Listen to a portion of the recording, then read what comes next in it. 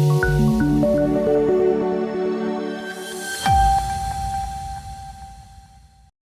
દિલ્હીમાં રક્ષા પ્રધાન રાજનાથ સિંહે ડીઆરડીઓ એમએચએ કોન્ફરન્સનું ઉદ્ઘાટન કર્યું. નવી દિલ્હીમાં રક્ષા પ્રધાન રાજનાથ સિંહે ડીઆરડીઓ અને ગૃહ મંત્રાલય વચ્ચેના સહયોગ પર આધારિત કોન્ફરન્સ કમ એક્ઝિબિશનનું ઉદ્ઘાટન કર્યું. આ 2 દિવસીય ઇવેન્ટનું આયોજન ડીઆરડીઓના ડિરેક્ટરો ઓફ લો ઇન્ટેન્સિટી કોન્ફ્લિક્ટ દ્વારા કરવામાં આવ્યું, જેનો મુખ્ય ઉદ્દેશ્ય કેન્દ્રીય સશસ્ત્ર પોલીસ દળોના અધિકારીઓને તેમની કામગીરીમાં પડકારોને પહોંચી વળવા નવીનતમ ટેકનોલોજી સાથે સુસજ્જ કરવાનું છે. આ ઇવેન્ટે ભારતની આંતરિક સુરક્ષા અને આપત્તિ પ્રતિસાદ ફ્રેમવર્કને મજબૂત બનાવવા માટે વિચારોના આદાન પ્રદાન અને સહકાર માટેનું પ્લેટફોર્મ પ્રદાન કર્યું હતું.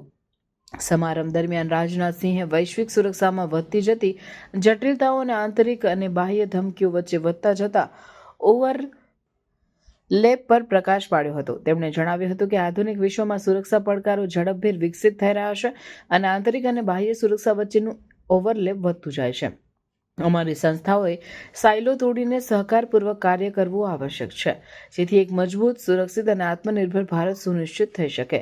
તેમણે સાયબર યુદ્ધ, હાઇબ્રિડ યુદ્ધ, અવકાશ આધારિત પડકારો અને આંતરરાષ્ટ્રીય સંગઠિત ગુનાહિત પ્રવૃત્તિઓ જેવી નવીનતમ ધમકીઓ માટે ભારતની સુરક્ષા વ્યવસ્થાને અનુકૂળ રાખવાની જરૂરિયાત પર ભાર મૂક્યો હતો. આ ઇવેન્ટ દરમિયાન ડીઆરડીઓ દ્વારા વિકસિત ASMI 9x19mm મશીન પિસ્ટલની ટેકનોલોજીનું ટ્રાન્સફર લોકેશ મશીનરી ટૂલને સોંપવામાં આવ્યું હતું, જે આત્મનિર્ભર ભારત પહેલ તરફ એક મહત્વપૂર્ણ પગલું છે. રાજનાથ સિંહે ડીઆરડીઓ દ્વારા ભારતીય રક્ષા ઉદ્યોગ સાથે સહયોગમાં વિકસિત ટેકનોલોજીઓનું પ્રદર્શન કરતું એક પ્રદર્શન પણ ઉદ્ઘાટન કર્યું, જે સ્થાનિકીકરણમાં સિદ્ધિઓને હાઇલાઇટ કરે છે.